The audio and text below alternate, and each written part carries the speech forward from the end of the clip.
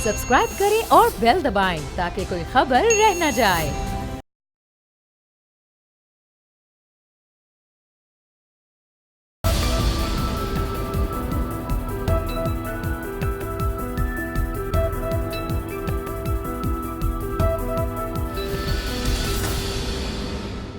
अस्सलाम वालेकुम व्यूअर्स, आप देख रहे हैं तब्दीली और मैं हूं आपके साथ अमीर अब्बास। जब से वाक़या करबला रूनुमा हुआ तब से क़यामत तक इमाम हुसैन अलैहिस्सलाम को खराज अक़ीदत और मिद्दत व मुअद्दत के नजराने पेश किए जाते रहेंगे। अल्लामा इकबाल ने कहा था कि हकीकत अबदी है मकाम शब्बीरी, बदलते रहते हैं अंदाज़े कूफ़ी व शामी। ये गाना का शेर है, डूब कर पार उतर गया इस्लाम, आप क्या जाने करबला क्या है। मुस्तफ़ा ज़ैदी का शेर है, दश्त में खूने हुसैन इब्न अली बह जाए, बैअते हाकिम कुफ़ार न होने पाए। इकबाल साजिद कहते हैं, तूने सदाकतों का न सौदा किया हुसैन, बातिल के दिल में रह गई हसरत खरीद की। नुसरत मसूद लिखते हैं, हुसैन देख रहे थे ज़रा बुझा के चराग, हुसैन देख रहे थे ज़रा बुझा के चराग, कहीं बुझे तो नहीं दश्त में वफा के चराग। शकीब जलाली का शेर है, साहिल तमाम गर्दे नदामत से अट गया, दरिया से कोई शख्स तो प्यासा पलट गया। मोमिन खान मोमिन कहते हैं, सीना कोबी से ज़मीं सारी हिला के उठे, क्या अलम धूम से तेरे शोहदा के उठे। अनीस कहते हैं, उम्र गुजरी है इसी दश्त की सयाही में, पांचवी पुश्त है शब्बीर की मदाही में।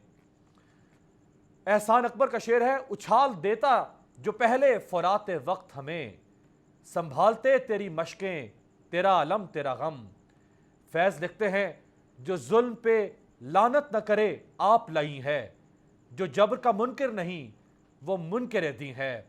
हफीज़ ताइब का शेर है, नाज़े बशरियत है तेरा सजदा आखिर, रुख फेर दिया जिसने ज़माने की हवा का।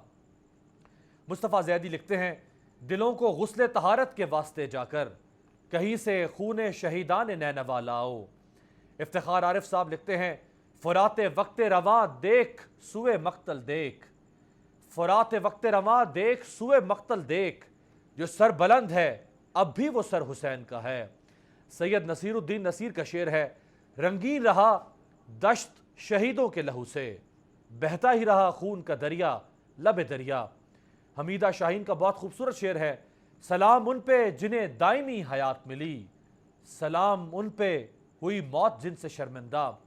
नजम आफंदी लिखते हैं, जानिसारों ने तेरे कर दिए जंगल आबाद, खाक उड़ती थी शहीदान वफा से पहले। जोश मली आबादी का शोर आफाक शेर, इंसान को बेदार तो हो लेने दो, हर कौम पुकारेगी हमारे हैं हुसैन। उबैदुल्लाह अलीम लिखते हैं, उस काफले ने देख लिया करबला का दिन, अब रह गया है शाम का बाजार देखना। सिर्फ मुसलमान शायरी नहीं बल्कि हिंदू और सिख शायरों ने भी इमाम अली मुकाम की खिदमत में कुछ अशार लिखे। एक हिंदू शायर लिखता है, इस कदर रोया मैं सुनकर दास्ताने करबला, मैं तो हिंदू ही रहा आंखें हुसैनी हो गईं। मुंशी प्रसाद माथुर लिखते हैं, इंसानियत हुसैन तेरे दम के साथ है, माथुर भी है हुसैन तेरे गम के साथ है। मुसलमानों का मंशाए अकीदत और ही कुछ है, मगर सिब्ते नबी से मेरी निस्बत और ही कुछ है। गम है मेरी फितरत में तो गम करता हूँ माथुर, हिंदू हूँ मगर दुश्मन शब्बीर नहीं हूँ। सिंह कुमार लिखते हैं, खुमार अपने मसाइल का हल है करबो बला, गम हुसैन पे हम इन्हिसार करते हैं।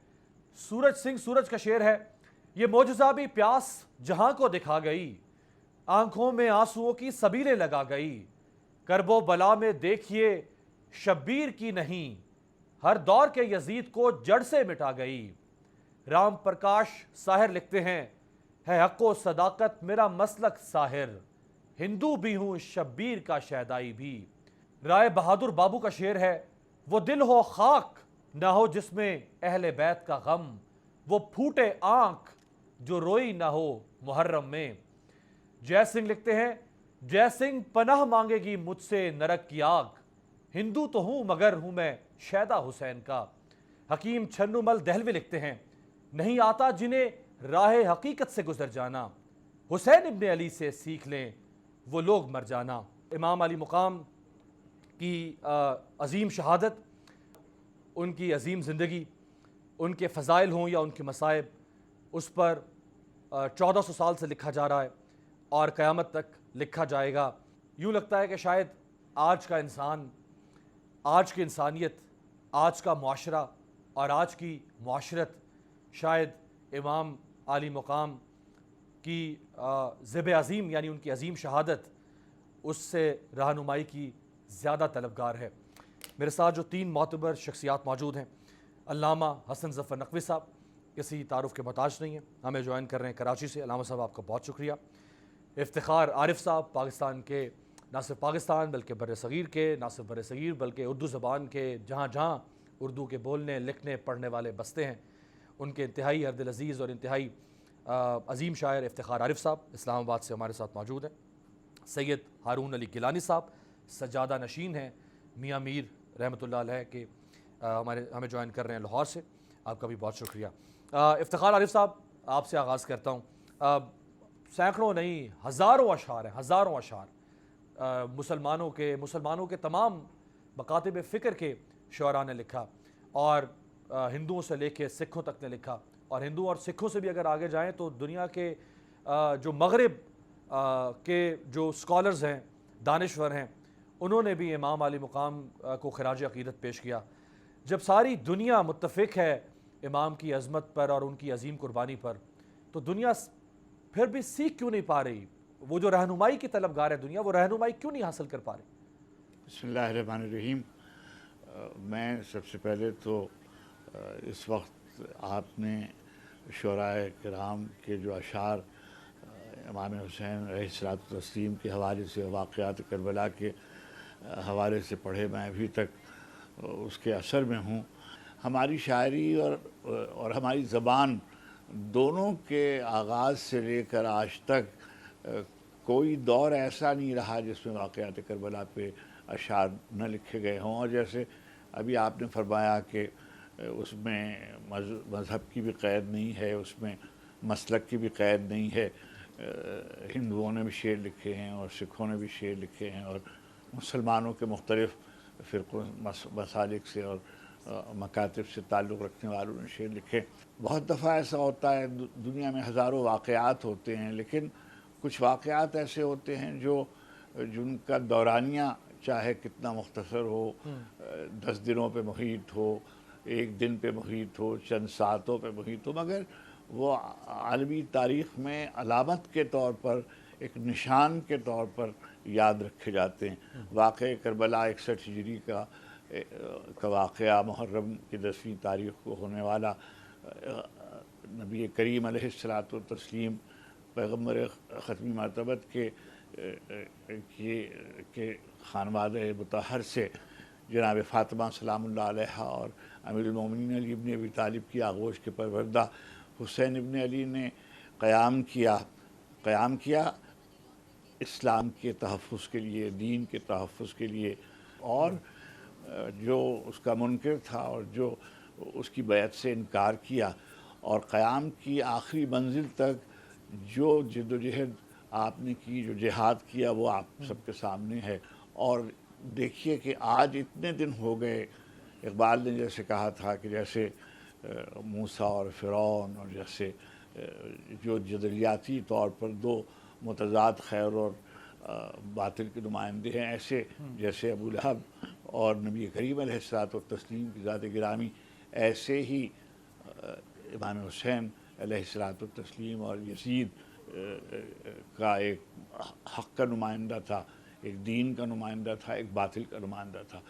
مگر آج اعجاز اس واقعے کا یہ ہے کہ صرف اہل اسلام ہی نہیں، تمام دنیا میں حسین نشان سمجھے جاتے ہیں، علامت سمجھے جاتے ہیں، ایک مثالیہ سمجھے جاتے ہیں۔ ظلم کے مقابلے میں خیر کے لیے اپنی جانیں قربان کر دینا اور آخری حد تک چلا جانا، اور میں سمجھتا ہوں کہ یہ ایسی مثال نہ اولین و آخرین میں کربلا کے اس شہید اعظم کے برابر نظر نہیں آتی۔ شہداء کا ایک سلسلہ ہے، بڑے سب واجب الاحترام، لائق تعظیم و اکرام، مگر سید الشہداء حسین ابن علی کی ذات گرامی جس منصب پر اور جس منزل پر فائز ہے شاید کوئی دوسرا شہید کیا بات اس کے برابر بجا نہیں سمجھا جاتا۔ بجا فرمایا۔ چونکہ ہمارا عنوان موضوع یہ ہے کہ آج کے زمانے میں کربلا، آج کے زمانے میں حسین علیہ السلام کی کتنی ضرورت ہے، ان کے پیغام کی کتنی ضرورت ہے۔ تو آج کا پروگرام ہم اپنے کشمیر کے نام کرتے ہیں، اپنے 80 لاکھ کشمیریوں کے نام کرتے ہیں۔ وہاں بھی ایک طرح کی عصر حاضر کی ایک کربلا برپا کر دی گئی ہے۔ ہارون گیلانی صاحب، یہ جو محبت حسین ہے، جو تعلق حسین ہے، جو تقلید حسین ہے، جو نسبت حسین ہے، جو محبت حسین ہے، جو مودت حسین ہے، جو رشتہ حسین ہے، جو پیروی حسین ہے، یہ سب الفاظ، سب استعارے استعمال ہوتے رہے، لیکن آج آپ کیا دیکھتے ہیں کہ واقعی ہم خیر ہر دور میں کہتے تھے کہ آج کے دور کو بھی امام کی ضرورت ہے، لیکن آج کا دور تو واقعی آپ کو نہیں لگ رہا کہ واقعی آج پوری دنیا میں جہاں ہم نظر اٹھا کے دورائیں، فلسطین میں، شام میں، کشمیر میں، یمن میں، ہر جگہ ایک طرح سے کربلا بنا دی گئی؟ ہاں، وہ بالکل آپ نے درست کہا جی۔ وہ بلکہ یہ کہوں کہ المیہ یہ ہے کہ قافلہ حجاز میں، اقبال نے کہا قافلہ حجاز میں ایک بھی حسین نہیں۔ المیہ تو یہ ہے، کربلا تو ہر جگہ بنی ہوئی ہے۔ وہ جو پہلا حصہ ہے نا آپ کی اس مودت کا، آپ کے سوال کے، کہ وہ مودت اور وہ محبت اور وہ عقیدت اور وہ پیروی، ہیں وہ لوگ بھی جو سید عون الحسن غازی، ان کے مطابق ان کا بڑا خوبصورت کلام ہے، اس کا مجھے شعر اس وقت ذہن میں آیا کہ ہم فاطمہ کے لال کی کرتے ہیں چاکری، ہم فاطمہ کے لال کی کرتے ہیں چاکری، دیکھو ہمیں کہ ہم ہیں غلامان مصطفیٰ۔ تو وہ لوگ ہیں کہ جو اپنے آپ کو غلام مصطفیٰ کہتے ہیں اور جناب سیدہ خاتون جنت سلام اللہ علیہ کے لال کی چاکری کرتے ہیں، ان کی پیروی میں چلتے ہیں۔ لیکن وہ حضرت اقبال والی بات بھی اپنی جگہ ہے کہ قافلہ حجاز میں ایک بھی حسین۔ دیکھیں، دو حصے ہیں یہ جو آج بیان ہو رہا ہے معذرت کے ساتھ۔ ایک یہ ہے کہ فرزند رسول نے یہ کیا، انہوں نے یہ کیا اور ان کے ساتھ یہ ہوا، یہ ایک پورشن ہے۔ اور دوسرا جو سوال یہاں پر کھڑا ہوتا ہے وہ یہ ہے کہ فرزند رسول نے یہ سب کچھ کیوں کیا؟ یہ دو باتیں ہیں بتانے والی۔ ایک بات یہ کہ ہوا کیا، اور دوسری بات یہ کہ کیوں ہوا۔ اب جب ہم کیوں ہوا کی تفصیل پر جاتے ہیں نا، تو وہاں پر امام عالی مقام کا ہمیں یہ قول نہیں ملتا کہ میں اپنے جد رسول اللہ صلی اللہ علیہ وآلہ وسلم کے دین کی اصلاح کے لیے نکلا ہوں۔ نہیں، میں اپنے جد کی امت کی اصلاح کے لیے نکلا ہوں۔ اور وہ جو خروج تھا وہ جارحانہ نہیں تھا۔ آپ جنگ کے لیے نہیں گئے تھے، آپ جنگ کے لیے جاتے تو تیاری کر کے جاتے، پھر لشکر لے کر جاتے، پھر مکہ سے پہلے یمن جاتے، مکہ سے نکلتے یمن جاتے، لشکر تیار کرتے، پھر اس کے بعد یمن کو اپنا بیس بناتے، وہاں پر حکومت قائم کرتے۔ خروج کے طریقے وہ فرزند رسول ہیں، فرزند علی ہیں، فاطمہ سلام اللہ علیہ کی گود میں پلے ہیں، انہیں معلوم ہے، ہاشمی خون ہے رگوں میں دوڑتا، معلوم ہے کہ جنگ کیسے لڑی جاتی ہے۔ وہ جنگ کے لیے نہیں نکلے تھے، جارے نہیں تھے، جارحانہ قدم نہیں اٹھایا تھا، وہ اصلاح کے لیے، میں اپنے جد کی امت کی اصلاح کے لیے نکلا ہوں۔ بگاڑ امت میں پیدا ہوا تھا۔ جس وقت آپ کربلا میں 2 محرم کو آپ پہنچ رہے ہیں، نمازیں ہو رہی ہیں، اور وہ جو گھڑ سوار دستہ جو لشکر آیا تھا آپ کو روکنے کے لیے، وہ آپ ہی کی اقتداء میں نماز پڑھ رہا ہے۔ نمازیں وہ بھی پڑھتے تھے، 5 وقت کے نمازی تھے فوج یزید میں، حاجی تھے، سارا کچھ کرتے تھے، پانی بھی پلایا ہے، امام علی مقام نے ان کو پلایا جب وہ یہ سفر کر کے آئے ہیں، وہ گھڑ سوار دستے۔ امام علی مقام کا جو خروج ہے، آپ جو امت کی اصلاح کے لیے نکلے ہیں، وہ اسلام کا سماجی پہلو ہے، اسلام کا دین کا معاشی پہلو ہے، زبردست معاشرتی پہلو ہے، سیاسی پہلو ہے، جس کے لیے امام علی مقام نے جد و جہد کی۔ آج بھی دنیا بھر میں یہی کہا جا رہا ہے، ہر جگہ یہی کہا جا، نماز پڑھنے پہ کشمیر میں بھی پابندی نہیں ہے، جمعے کی پابندی انہوں نے اس لیے لگائی ہے کہ یہ جمعے پر اکٹھا ہو کر تو سیاسی اسلام کی قوت کا مظاہرہ کریں گے، اس لیے پابندی ہے۔ نمازیں پڑھنے سے وہ ہمیں نہیں روکیں گے، کسی جگہ بھی نہیں روکیں گے، روزے رکھنے سے نہیں روکیں گے۔ انہیں خطرہ ہے تو سماجی اسلام سے خطرہ ہے، انہیں خطرہ ہے تو معاشی اسلام سے، اسلام کی معیشت ہے اس سے خطرہ ہے، انہیں خطرہ ہے تو معاشرتی اسلام سے خطرہ ہے، انہیں خطرہ ہے کیا تو بات، سیاسی اسلام سے خطرہ ہے۔ زبردست زبردست، یہ تھا وہ پہلو، یہ تھا دین کا وہ پہلو جس کے لیے امام علی مقام نے یہ کہا کہ میں اپنی اصلاح کے لیے نکلا ہوں۔ کیا بات ہے۔ تو میں ذرا علامہ صاحب کو ذرا شامل کروں۔ علامہ صاحب، جو جوش ملی آبادی نے کے دو اشعار میں آپ کے سامنے رکھوں، یعنی آج کتنی نسبت ہے کربلا کے ساتھ آج کے معاشرے کی اور آج کی معاشرت کی۔ کربلا اب بھی حکومت کو نگل سکتی ہے، یعنی آج بھی کربلا اب بھی حکومت کو نگل سکتی ہے۔ کربلا تخت کو تلووں سے مسل سکتی ہے۔ کربلا خار تو کیا آگ پہ بھی چل سکتی ہے۔ کربلا وقت کے دھارے کو بدل سکتی ہے۔ کربلا قلعہ فولاد ہے جراروں کا، کربلا نام ہے چلتی ہوئی تلواروں کا۔ یعنی یہ ختم نہیں ہو گئی کربلا، یہ آج بھی کہیں نہ کہیں عملی صورت میں دکھائی جا رہی ہے ہمیں، اور کہیں نہ کہیں ہمیں اصلاح کی صورت میں اس کی ضرورت ہے۔ بسم اللہ الرحمن الرحیم۔ میں جوش کے ہی بند سے آپ کی بات کا جواب دیتا ہوں۔ پہلے تو کربلا بہر عمل نعرہ زنا ہے اب تک، واہ، کربلا گوش بر آواز یلاں ہے اب تک، کربلا جانب انسان نگراں ہے اب تک، کربلا منتظر صف شکناں ہے اب تک، واہ، داد غم ایک بھی جاں باز نہیں دیتا ہے، کوئی آواز پہ آواز نہیں دیتا۔ کیا بات۔ آج بھی استغاثے کی آواز گونج رہی ہے جناب، آج بھی استغاثے کی آواز گونج رہی ہے حسین کے۔ یہ کشمیری، یہ فلسطینی، یہ یمنی، یہ شامی لوگ پکار رہے ہیں، ہے کوئی ہماری مدد کرنے والا؟ کہاں ہے وہ امت کا خواب؟ کہاں ہے وہ امت کا خیال؟ کہاں ہے وہ امت جس کا ڈھول پیٹا جاتا رہا؟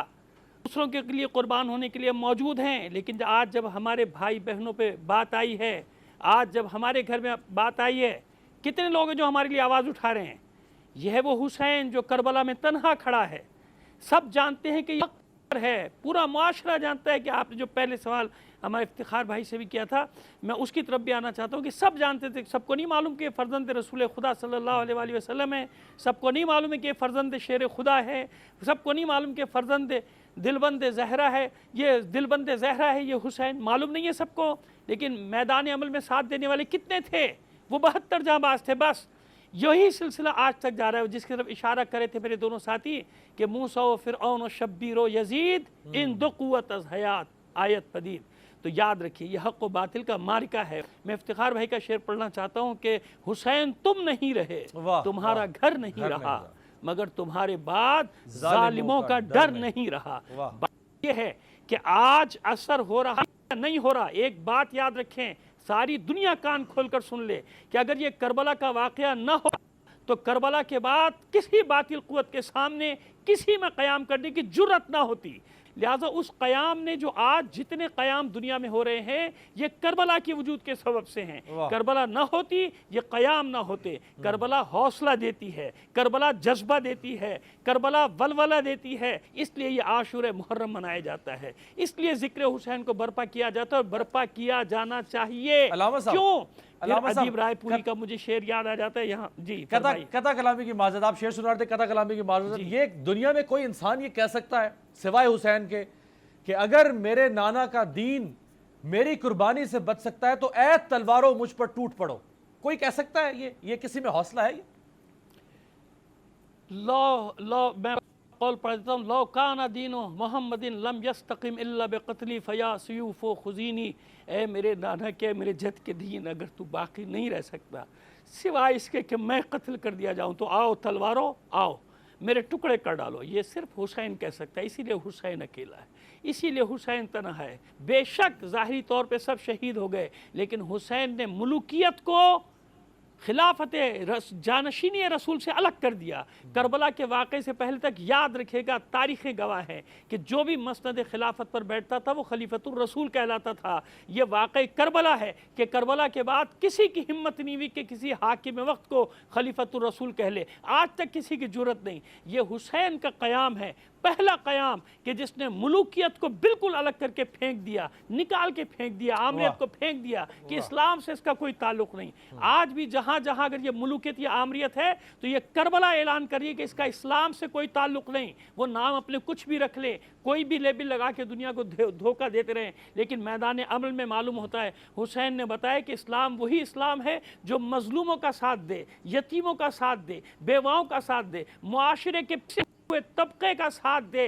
یہ اسلام تھا جو پیغمبر ختمی مرتبہ صلی اللہ علیہ وآلہ وسلم پسے ہوئے طبقوں کے لیے لے کر آئے تھے، سرداری سسٹم کو جڑوں سے اکھاڑ کر پھینک دیا تھا سبھی حجاز سے۔ آج پھر وہی سرداری سسٹم ہم پر مسلط ہے۔ معیار آج بھی یہ ہونا چاہیے، جو مظلوم کا ساتھ دے رہا ہے اسے اپنے آپ کو امت محمدی کا فرد کہنے کا حق ہے۔ جو ظالموں کی صف میں کھڑا ہوا ہے وہ کسی طرح یہ حق نہیں رکھتا کہ اپنے آپ کو امت محمدی کا فرد کہے۔ اس وقت میدان عمل ہے جس کی طرف آپ نے اشارہ کیا ہے کہ آج میدان عمل ہے، اس میں معلوم ہوگا کہ کون ظالم کے ساتھ ہے، کون مظلوم کے ساتھ ہے۔ یہ ہے کربلا، اس کا اثر آج تک باقی ہے۔ کوئی یہ گمان بھی نہ کرے کہ کربلا کے بعد اس کا اثر ختم ہو گیا۔ اور اس وقت افتخار عارف صاحب آپ پر، اس کے بعد میں بریک پہ جاؤں گا۔ افتخار صاحب، جو اس وقت کشمیر کی صورتحال، یعنی ہفتوں سے کرفیو کی صورتحال، لوگ گھروں میں نظر بند اور قید ہو چکے ہوئے ہیں، ادویات کی رسائی ناممکن ہو چکی ہوئی ہے، اشیاء خور و نوش کی رسائی ناممکن ہو چکی ہوئی ہے، خوف ہے،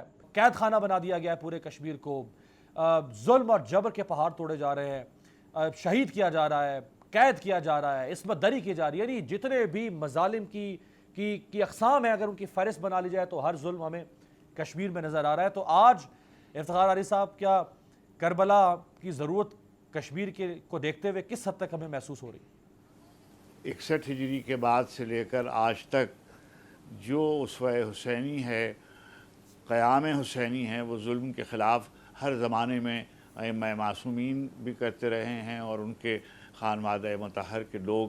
میں ایک بات کہتا ہوں آپ کے توسط سے، پوری انسانی تاریخ میں کوئی ایک گھرانہ دوسرا ایسا نہیں ملتا جس نے اتنی شہادتیں، اتنی قربانیاں، اتنا ایثار خیر کی سربلندی کے لیے اور دین اسلام کی حفاظت کے لیے کیا ہوگا۔ مولانا سلیمان ندوی کا ایک شعر ہے کہ 1000 بار مجھے لے گیا ہے مقتل میں، وہ ایک قطرے خون جو رگ گلو میں ہے۔ ہر انسان کے جسم میں لہو کی ایک بوند ہوتی ہے جو مطالبہ کرتی رہتی ہے کہ تو سچ بول اور تو قیام کر اور تو خیر کے لیے اپنی جانوں کا نذرانہ پیش کر۔ آج جو کچھ ہو رہا ہے کشمیر میں، وہ ظلم کی ہر انتہا جو ہو سکتی ہے وہ آپ وہاں دیکھ رہے ہیں۔ لوگ کہتے ہیں کربلا میں مسلم مملکت کی حدود کیا تھیں اور 72 آدمی تھے۔ حسین کی تنہائی پہ گفتگو ہوتی ہے، امیر المومنین کی تنہائی کی گفتگو ہوتی ہے۔ 57 اسلامی ملکوں کی موجودگی میں کشمیر میں جو ہو رہا ہے وہ تشویشناک بھی ہے اور شرمناک بھی ہے۔ کیا زبردست ویسے آپ نے اتنی مملکتیں ہیں اور کوئی ایک ملک جو ہے سوائے ایران کے اور ترکی کے کسی نے کھل کر مذمت کرنے کی جرت تو کیا کرنا، حمایت میں 2 لفظ کہنے کی بھی توفیق ان کو نہیں ہوئی۔ سمجھ میں آتی ہیں بعض باتیں، وقت کے ساتھ ساتھ کھلتی جاتی ہیں کہ جو باطل کے لوگ ہوتے ہیں، جو ان کے نمائندے ہوتے ہیں، ان کی سرشتیں نہیں بدلتی، وہ کبھی بھی ظلم کرنے سے باز نہیں آتے اور وہ ظالموں کی حمایت کرتے۔ امیر المومنین نے جیسے فرمایا تھا کہ جو مظلوم کی حمایت نہیں کرتا وہ دراصل ظالموں کی حمایت کرتا ہے۔ عالم اسلام ہم جس کو کہتے ملت مسلمہ، امت مسلمہ، ملت مسلمہ، تنہائی، خاموشی، مصلحت، مفاد، یہ سب آپ کے سامنے ہے۔ آپ کو سمجھ میں آتی ہے بات کہ کیا ہوا تھا، کیسے ہوا تھا۔ لوگ کہتے ہیں کہ بھئی اللہ کے رسول صلی اللہ علیہ وسلم کی اولاد تھی، خانوادہ نبوت کے لوگ موجود تھے، مدینہ اصحاب سے بھرا ہوا تھا، مکہ معظمہ میں اتنے مسلمان تھے. پھر یہ واقعہ کربلا کیسے رونما ہوا؟ واقعہ کربلا رونما اس لیے ہوا کہ مفاد، ذاتی مفاد، جاہ طلبی، رائے کی حکومتیں، یہ سب چیزیں پیش نظر تھیں. آج بھی وہی ہے. کیا خوبصورت اور وہ آپ نے تنہائی موازنہ کشمیریوں کو ہے. افتخار صاحب، کیا خوبصورت موازنہ آپ نے پیش کیا، بہت خوبصورت. اس زمانے کی کربلا، اس زمانے کے مفاد پرست ٹولہ، آج کے کشمیر اور آج کے مسلمان مفاد پرست ٹولے کا. ایک بریک لیتے ہیں، بریک کے بعد ہارون علی گیلانی صاحب سے بات کرتے ہیں.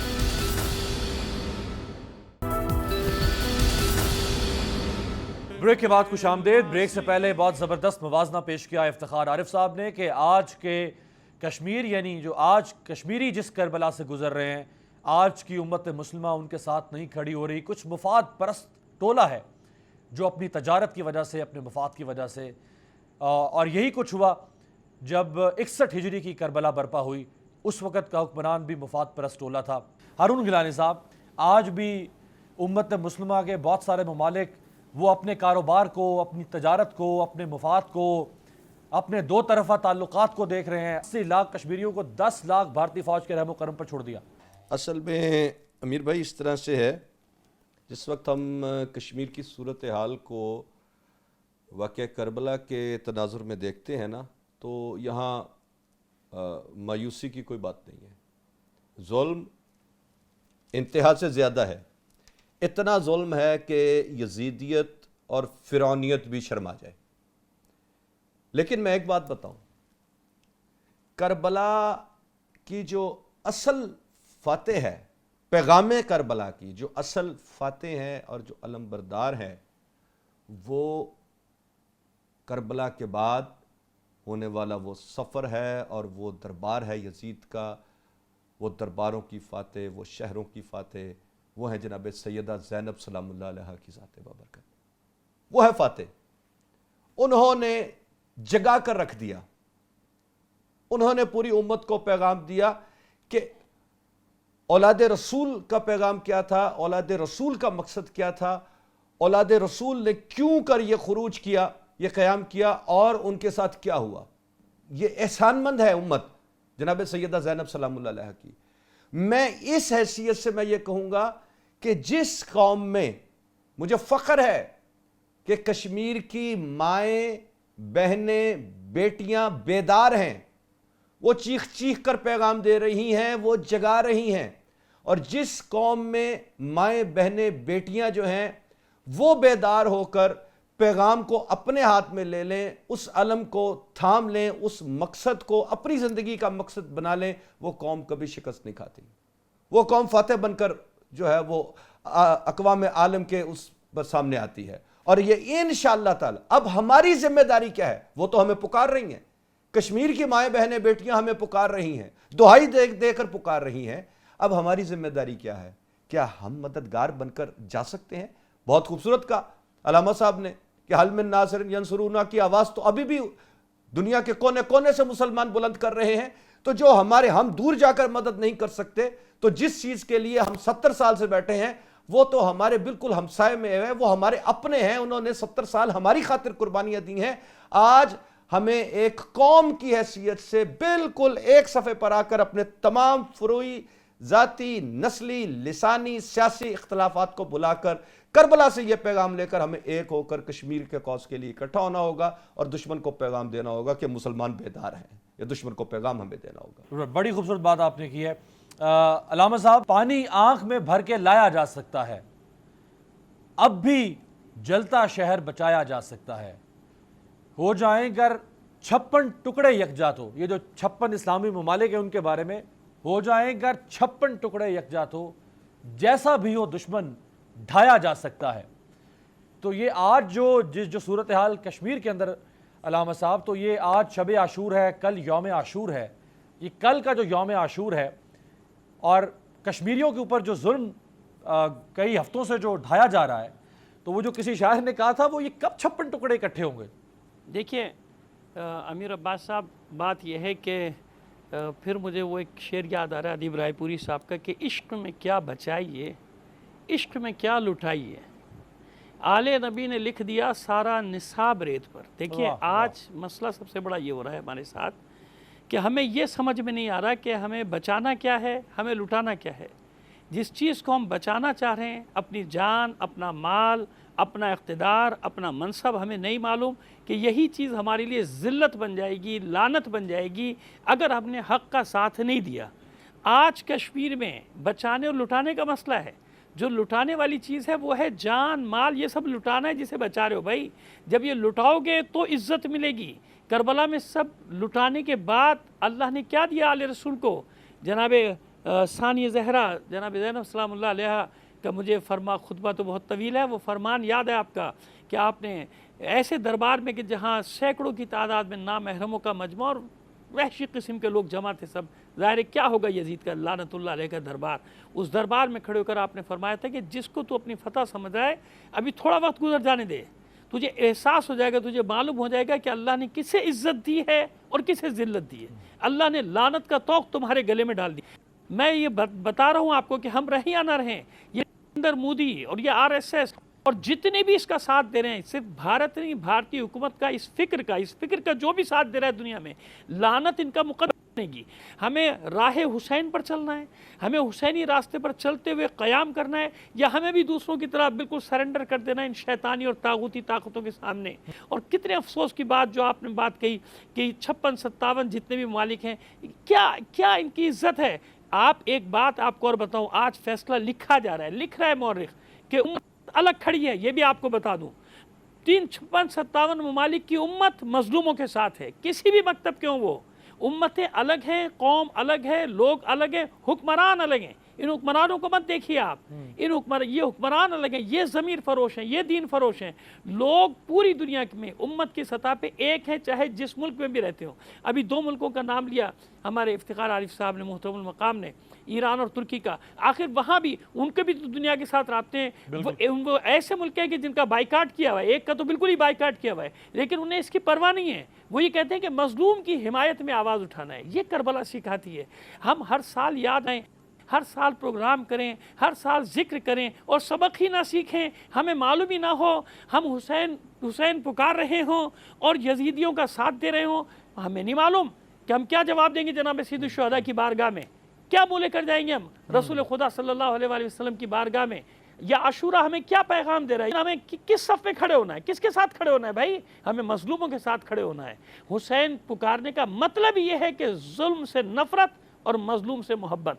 अगर इतनी सी बात, इतना सा फ़लसफ़ा कोई नहीं समझ रहा तो उसने ना हुसैन को समझा है, ना करबला को समझा है, ना शरीकतुल हुसैन के पैगाम को समझा है जो करबला में दिया गया है। करबला का सीधा सीधा सा पैगाम है। और यही पैगाम आप देखिए जनाब अमीरुल मोमिनीन अली अलैहिस्सलाम अपने बेटों को क्या नसीहत करते हैं, कून अली ज़ालिम खसमन वलिल मज़लूम औना। ए मेरे बेटो, हमेशा जालिम के दुश्मन और मजलूम के मददगार बन के रहना। मुसलमान नहीं कहा गया, मोमिन नहीं कहा गया, मजलूम और जालिम। क्या मतलब? यानी अगर कोई बेचारा गैर मुस्लिम भी मजलूम है तो हर मुसलमान पर लाजिम है कि उसका साथ दो। क्या बात, कि उसकी मदद करो, चाहे वो गैर मुस्लिम हो। मजलूम और जालिम की तफरीक है। मजलूम जहां भी उसका साथ दो, जालिम तुम्हारे घर में है, तुम्हारा हाकिम जालिम है, उसकी मुखालिफत करो, मजलूम की हिमायत करो। चाहे तुम्हारे घर में जालिम है, उसकी मुखालिफत करो। इफ्तिखार आरिफ साहब, मैं चाहूँगा आखिर में आप तीनों मेहमानों से मुख्तसर मैं चाहूँगा कि आपने कुछ अशार, आपके शेर का जिक्र भी किया अल्लामा हसन ज़फ़र नक़वी साहब ने, आप कुछ अशार जो मुस्तज़फ़ीन ज़माना जिनको हम कहते हैं, जो ज़माने के कमज़ोर नहीफ लोग हैं, वो किस तरह करबला से तक़वियत हासिल कर सकते हैं। मैं आपकी इजाज़त से हज़रत 2-4 शेर आपने जैसा फरमाया मैं जी जी इरशाद। दलील बैअत फासिक रवा रखी गई थी। वाह। दलील बैअत फासिक रवा रखी गई थी, मदीने में बिनाए करबला रखी। वाह वाह वाह वाह। दलील बैअत फासिक रवा रखी गई थी, मदीने में बिनाए करबला रखी गई थी। हुसैन आगोश पैगंबर में जब लाए गए थे, हुसैन आगोश पैगंबर में जब लाए गए थे, वहीं बुनियाद तहजीब अज़ा रखी गई थी। हुसैन आगोश पैगंबर में जब लाए गए थे, वहीं बुनियाद तहजीब अज़ा रखी गई थी। ज़मीं से आसमां तक नूर था, बस नूर ही नूर, ज़मीं से आसमां तक नूर था, वाह। बस नूर ही नूर, चिरागों के बस नूर मुकाबिल ही जब नूर। हवा रखी गई वाह थी, वाह मिना का ख्वाब, वाह वाह मिना वाह, का ख्वाब पूरा हो रहा था करबला में, मिना का ख्वाब पूरा हो रहा था करबला में, ये कुर्बानी इसी दिन पर उठा रखी गई करबला वाह में। वाह मिना का ख्वाब पूरा हो रहा था करबला में, ये कुर्बानी इसी दिन करबला पर में उठा ये रखी कुर्बानी। गई थी। बहुत मुश्किल मराहिल आ पड़े थे रास्ते में, बहुत मुश्किल मराहिल आ पड़े थे रास्ते में, तो ज़ादे राह में खाक शिफा रखी वाह गई थी। वाह बहुत मुश्किल मराहिल आ पड़े थे वाह, रास्ते वाह, में, वाह, वाह। सो ज़ादे राह में खाक शिफा रखी। एक मैं दो खाके शेर और आपकी इजाज़त से, खेमा सब्र से पैकान सितम खींचते हैं, वाह खेमा सब्र से पैकान सितम खींचते हैं, एक मंजर है कि हम दम खींचते हैं। वाह वाह खेमा सब्र से पैकान सितम खींचते हैं, एक मंजर है कि हम दम खींचते हैं। वक्त शाहिद है कि हर बैत फासिक के खिलाफ, वाह वक्त शाहिद है हर कि हर बैत फासिक के खिलाफ कि हर बैत खत्ते तंसीख जो खिंचता है वो हम वाह खींचते हैं। वाह वाह वक्त शाहिद क्या है कि हर वाह, बैत वाह, फासिक के खिलाफ वाह, खत्ते तंसीख वाह। जो खिंचता है वो हम खींचते वो हम खींचते हैं। वाह वाह बहुत खूबसूरत बहुत खूबसूरत। हारून गिलानी साहब, ये जो मारगाह करबला ये सिर्फ एक वाक़या नहीं बल्कि ये शऊर की एक मंजिल, ये हुर्रियत का पैगाम, ये हमीयत का पैगाम, ये खुददारी का पैगाम, ये जुर्रत का पैगाम, ये शजात का पैगाम, इसारो कुर्बानी का पैगाम, सब्र इनकलाब का पैगाम, और ये सारा पैगाम एक फ़लसफ़े में छुपा हुआ है। ये जो एक गैप जिसको हम कहते हैं, यानी उस फ़लसफ़े की तफसीर में या उस फ़लसफ़े की दानिश समझ मैं बूझ आसान में कर देता और हूं। जो मैं अमली ज़िंदगी है आज की, वो जो फासला है वो फासला आसान कैसे कर कम हो देता सकता है? करबला एक तहजीब का नाम है, करबला एक माशरा है, करबला में इंसानी ज़िंदगी के तमाम किरदार मौजूद हैं। मैंने पहले ही अर्ज़ की थी, उसमें बहन का किरदार है, उसमें माँ का किरदार है, उसमें बेटे का किरदार है, उसमें बूढ़े बाप का किरदार है, उसमें भाई का किरदार है, उसमें तमाम किरदार, उसमें रुफका का, अंसार का किरदार है, तमाम किरदार मौजूद हैं। आका और गुलाम का किरदार है। करबला ने हमें तहजीब सिखाई है, करबला ने हमें मुआशरत सिखाई है, करबला ने हमें जुल्म के खिलाफ सब्र और इस्तिकामत का पहाड़ बनना सिखाया है। करबला में और हम में जो फर्क है वो सिर्फ और सिर्फ सोच का है, जिसको हम यहां से उठा के जब यहां लाएंगे दिलों में हुसैन बसता है। नहीं तो हमारा वही हाल है कि उनके दिल तो आपके साथ हैं, उनकी तलवारें आपके साथ नहीं है। वो जो करबला ने हमें जुर्रत सिखाई, जो करबला ने हमें तालीम दी, जो करबला ने हमें मुआशरा दिया बनाकर, जो तहजीब दी, वो हम अपने ऊपर नाफिज नहीं कर पाया। उसको, उस फर्क को मिटाने की जरूरत है। 5 मिनट के लिए अपनी आंखें बंद करके खुद को करबला में महसूस करें, खुद ब खुद समझ आ जाएगी कि हुसैन क्या थे और हुसैन के साथी क्या थे। क्या बात, क्या ये खुद ब खुद समझ आ जाएगी। क्या अलामा साहब, आखिर में आपसे कमेंट लेना चाहूँगा। चूँकि इमाम अली मकाम इमाम वक्त थे, अगरचे उन्हें ज़ाहरी तौर पर ज़मीनी इक़्तिदार या ज़मीनी हुकूमत उस तरह से नहीं मिल सकी जो उस ज़माने के हालात पुरशोभ हालात थे। अगर उन्हें हुकूमत मिलती और वो इमाम हुक्मरान वक्त भी होते उस वक़्त, यानी पूरा इनान हुकूमत इक़्तिदार उनके पास होता, तो आज का जो हुक्मरान है, इस हुक्मरान के लिए उस हुक्मरान यानी उस ज़माने के हुक्मरान हुसैन इब्न अली की तरफ से क्या पैगाम मिलता? देखिए, मैं आखिर में यही बात अर्ज़ करना चाहूँगा आपकी खिदमत में कि हुक्मरान तो हुसैन थे और हुसैन हैं, और आपने करबला में अपनी हुक्मरानी का एक अमली नमूना भी दिखाया कि एक हाकिम को अपनी रियाया पर रहमदिल कैसे होना चाहिए, मैदान अमल में उसे किस तरह से सलूक करना चाहिए, मुसीबत के वक्त में उसे कैसा होना चाहिए।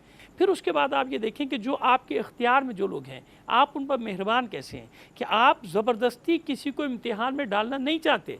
आप शब आशूर में आप खेमे में सबको जमा करके आखिरी बार फिर रुखसत देते हैं कि तुम में से जो जाना चाहता है चले जाओ, ये सिर्फ मेरी जान के दुश्मन है, इससे मेरी जान लेना चाहते हैं। आप बता रहे हैं कि हाकिम को मेहरबान कैसा होना चाहिए।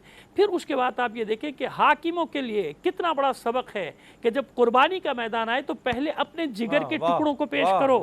ये और बात है कि बनी हाशिम बाद में गए, लेकिन सुबह जब जंग का आगाज़ हुआ है तो हुसैन ने सबसे पहले अपने अली अकबर को भेजने की कोशिश की। जनाब अब्बास आगे बढ़कर जाना चाहते थे, अंसार ने रोका है कि जब तक हम में मौजूद है बनी हाशिम का कोई नहीं जाएगा। मैदान करबला में एक हाकिम की हैसियत से हर चीज़, और जाते जाते किसको सौंप कर जा रहे हैं अमानत।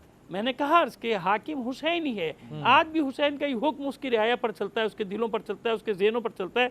जाते जाते सौंप के जा रहे हैं शरीकतुल हुसैन जनाब ज़ैनब सलामुल्लाह अलैहा को। मैं एक बात कहने की जुर्रत से कह सकता हूँ, जनाब सैयदुश शुहदा की बारगाह में दस्त बस्ता अर्ज़ करते हुए हाथ जोड़ के अर्ज़ करता हूँ कि ये वाक़या करबला 10 मुहर्रम को असर आशूर तक बस 10 दिन का होता अगर ज़ैनब करबला में ना हो।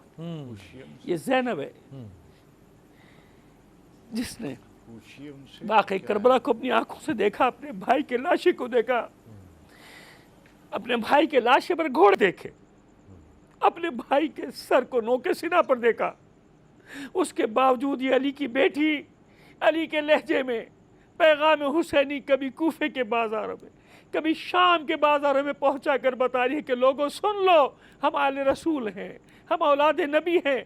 इतनी मुसीबतों के बाद भी हम अपनी ज़िम्मेदारी से गाफिल नहीं हैं। हम लोगों को वो पैगाम पहुंचाना चाहते हैं जिस पैगाम को बचाने की खातिर मेरे भाई हुसैन ने करबला में जान दी। बहुत बहुत शुक्रिया अल्लामा हसन ज़फ़र नकवी साहब, इफ्तिखार आरिफ साहब और हारून अली गिलानी साहब हमारे साथ थे। मैं आखिर में सिर्फ दर्शन सिंह का एक शेर आपके सामने रखूँगा। हुसैन हौसलाए इनकलाब देता है, हुसैन हौसलाए इनकलाब देता है, हुसैन शम्मा नहीं आफताब। सब्सक्राइब करें और बेल दबाएं ताकि कोई खबर रह न जाए।